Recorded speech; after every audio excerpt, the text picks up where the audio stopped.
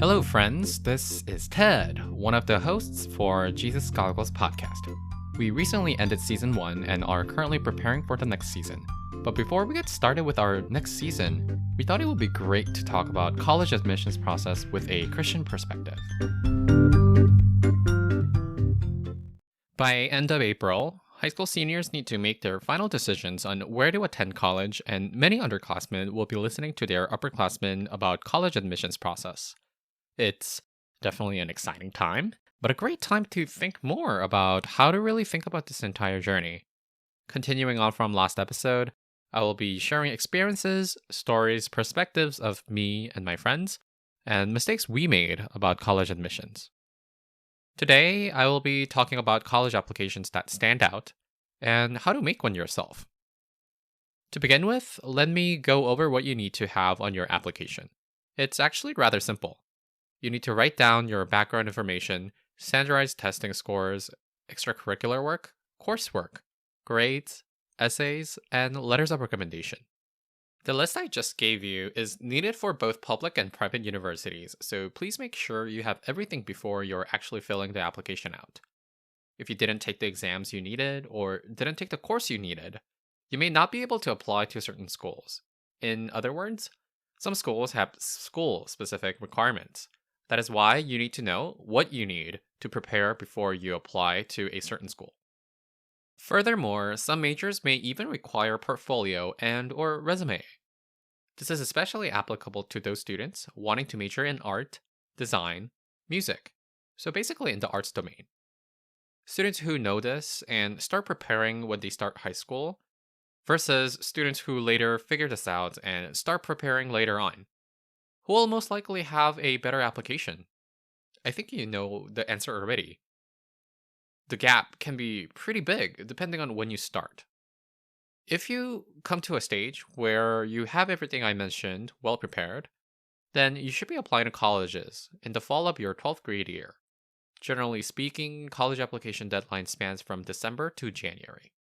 After you submit everything, don't be at ease. Sometimes things can get lost, so you have to periodically check whether all the materials have been delivered and then wait for the results to come out. And this is rather unfortunate because there's just no one website that lets you check all of this.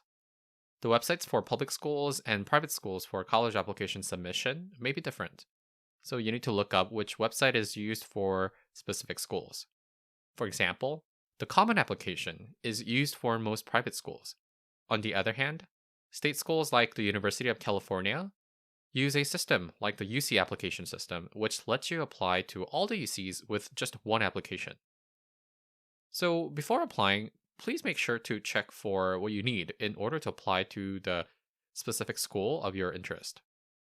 Checking for requirements has become so important, especially with the COVID-19 pandemic. Colleges have changed their policy on requiring standardized test scores such as SAT and ACT, making them optional. And it still really amazes me because that never happened when I was applying for colleges. So we also don't know how policies on exams would change after the pandemic dies down. Each school has been reacting differently, and then they will also act differently depending on how the situation goes. That is why the applicants must be proactive about gathering the right information. If you don't need to take the exams, why bother studying? You can devote more time on something that you're lacking on your application, right? So improving on the area that you're really lacking on the application, that's always the point. Right. Moving on, you just learned the basics of college application, so let's now learn more about how to stand out in the application pool. From what I noticed, students who earned multiple acceptances to top tier colleges generally had these two components. Number one, personal branding. Number two, storytelling. This may be the first time you might have heard these words in the context of college admissions. You might have heard about it online on YouTube videos and such if you ever were very interested in social media and how to become an influencer. But let me define personal branding first. Personal branding is a way to have other people naturally be curious about you through what you do. So you can understand this better with a corporate branding example. Many people like Apple products, iPhones, iPads, Macintosh, and you ask why. I think people love it so much because of their distinct design and philosophy and how they're very coherent. Apple products are pretty expensive, but their stylish product and effort put into the detail, the attention they put into the detail are what captivate and satisfy consumers. Some people go crazy about Apple, and this makes other people who don't use Apple products ask, why are these people going so crazy about it? Is it really worth it? And you probably will realize by now that Apple did something special, so people have these thoughts and reactions. It's all intentionally designed so people would have these thoughts and reactions. Let's connect this idea back to college applications. Great applications that stand out allow the admissions committee members to imagine who the applicants are. Obviously, there is a limit of what the committee member can know about the applicant, but the applicant's seamless effort to put together a concrete image about themselves naturally make them wonder about the applicants. If the students know how to properly explain who they are in the application, the committee would be very interested in knowing more about the candidate and perhaps even imagine how great it would be to have the candidate on campus. So, in such way, candidates should try to lure the attention of the admissions committee members. This would be an ideal personal branding of successful college applicant. All right, next. I mentioned storytelling after personal branding. A good storytelling is essential to your application. Oftentimes, I see great applications having a centralized theme. The applications have multiple work and evidence to explain and support this theme. Students mistakenly believe that they need to include and show off everything they have done throughout high school in the application. They think sometimes quantity is better than quality, but not on college admissions. It's just wrong way to persuade others that you are a great candidate. There's a limit on how much you can write on the application, and within the boundary, you have to realize what you want to show. That's why it's best to have an organized, seamless story that shows the best of you. With extracurricular activities, essays, and letters of recommendation supporting this theme or the story that you choose to write about, you're very likely to stand out in the application pool. And let me give you a hypothetical case about a student who wants to be an aerospace engineer with a dream of making a spacecraft. If the student tries to make a rocket, program the machine, and even shoot it up in the air, then his or her track record will show how much effort has been made to achieve his dream or her dream. No one will be able to deny that. If this effort could be evaluated well by teachers or experts as they write letters of recommendation, wouldn't admissions committee members want to invest in the future of this particular student? I think the chances are pretty high. Of course, each school evaluates a student differently with distinct standards. Regardless, not many students are able to prepare for college like the student in the example I just gave. That is why this type of applicant really stands out in the tens of thousands of students who are applying to the same school.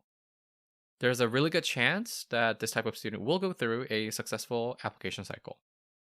If the student is able to support their centralized theme well in the application, the student will not need to tell others what he or she did.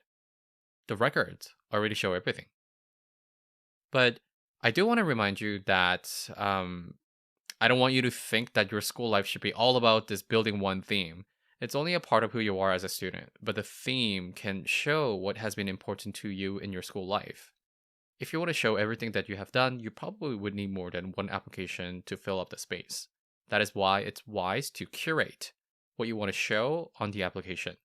It's best to select the components that show your strength and weave them together in one story. Having essays, extracurricular activities, and letters of recommendation supporting this story is what I mean by building a strong storytelling on your application. Too many stories and activities may seem flashy, but there's just no depth. It's like a gift with a pretty packaging, but there's just no substance. On the other hand, story with depth allows the viewers to feel the genuineness of the applicant. There's no need to do everything, nor should you try to show everything. You just need one story that can best tell others who you are. Focus on how you would be able to tell that story in writing. If you're able to do so, Your passion and enthusiasm will be felt in that writing. And let's not forget, your entire application will either be read on paper or computer screen. Having a full picture of you will be difficult with these limitations. Admissions officers read thousands of applications and they're also human beings, so they eventually become tired. Reading similar stories and topics every year is just never exciting for them. So indistinguishable means their hearts will not be easily moved. So how do we go about this problem? Think about what it means to be you. What have you done to show who you are and what were the results? These are the records on your application that serve as puzzle pieces of you. If your story is sincere and persuasive, it will definitely move people's hearts. College admissions is all about learning about yourself. God also wants us to think how we should live as we live on this earth. He doesn't want us to go with the flow, but listen to Him and obey. What I'm trying to say is that there are times we need to go against the current, which may seem counterintuitive and counterculture. But this applies to your college admissions as well. Instead of following someone blindly to do something, you need to reflect on who you are and think about what God would want from you in this process. Your goal isn't just to be successful in college admissions. Don't forget. You're simply using college admissions as a stepping stone to eventually answer the calling God gave you. I will speak more about tips of successful college admissions in the next episode as well. If you haven't subscribed to Jesus Goggles podcast, please don't forget to subscribe. Thanks.